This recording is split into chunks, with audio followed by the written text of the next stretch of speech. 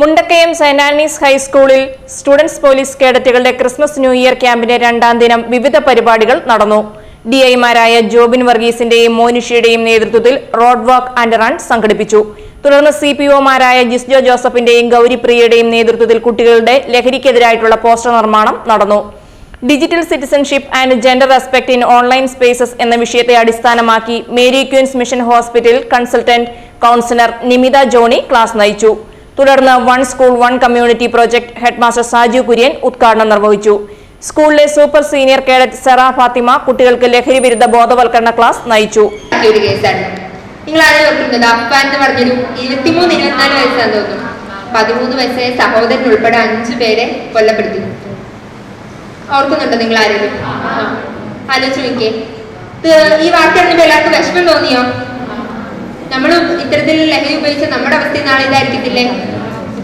ഇത് കട്ടപ്പുഴയിലും ആൾക്കാർ ഉപയോഗിക്കുന്ന ആരെങ്കിലും ഒക്കെ മനസ്സിൽ ഓർത്ത് കാണുമായിരിക്കും ഇനി ലഹരി ഉപയോഗിക്കല് എന്നല്ലേ. നമുക്ക് തിരിച്ചറിവാട്ടോ വലുത്. ലഹരിക്ക് അടിമപ്പെട്ടാലും നമുക്ക് തിരിച്ചറിയുന്ന വരാം. തിരിച്ചറിയുക അത് തെറ്റാണ്. നമുക്ക് പുറത്തു വരാം. അതിന് എത്ര പേര് നമ്മളെ സഹായിക്കാറുണ്ട്. അമ്മയ്ക്ക് ഗുരുതര പരിക്കേറ്റിലും ഇതിൽ ജീവൻ രക്ഷപ്പെട്ടിട്ടുണ്ട്. ഇനി അമ്മ ജീവിച്ചോളാം. അമ്മയുടെ അവസ്ഥ ഒന്ന് ആലോചിച്ച് നോക്കിയേ. അമ്മയ്ക്ക് സന്തോഷത്തോടെ ജീവിക്കാൻ പറ്റുമോ? തന്റെ മകൻ ഇത്രയും പേരെ കൊലപ്പെടുത്തി എന്ന് പറയുമ്പോൾ ആ അമ്മയുടെ അവസ്ഥ ആലോചിച്ച് നോക്കിയേ. അമ്മ ആഗ്രഹിക്കുന്നുണ്ടായിരിക്കും മരിച്ചാൽ മതിയായിരിക്കും അല്ലേ. നാളെ നമ്മുടെ അച്ഛനും അമ്മയും ഇത്ര അവസ്ഥയിലിരിക്കുന്നു നമ്മൾ ആരെങ്കിലും ആഗ്രഹിക്കുന്നുണ്ടോ? നമ്മുടെ സഹോദരങ്ങൾ നമ്മുടെ കൈ കൊണ്ട് മരണപ്പെടുന്നത് നമ്മൾ ആഗ്രഹിക്കുന്നുണ്ടോ? ആ കുട്ടി ആ അപ്പാന്ന് പറഞ്ഞ വ്യക്തി അങ്ങനെ ആഗ്രഹിച്ചിട്ടുണ്ടായിരിക്കില്ല. പക്ഷെ മയക്കുമരുന്ന് അവനെ അങ്ങനെ ചെയ്യിച്ചു.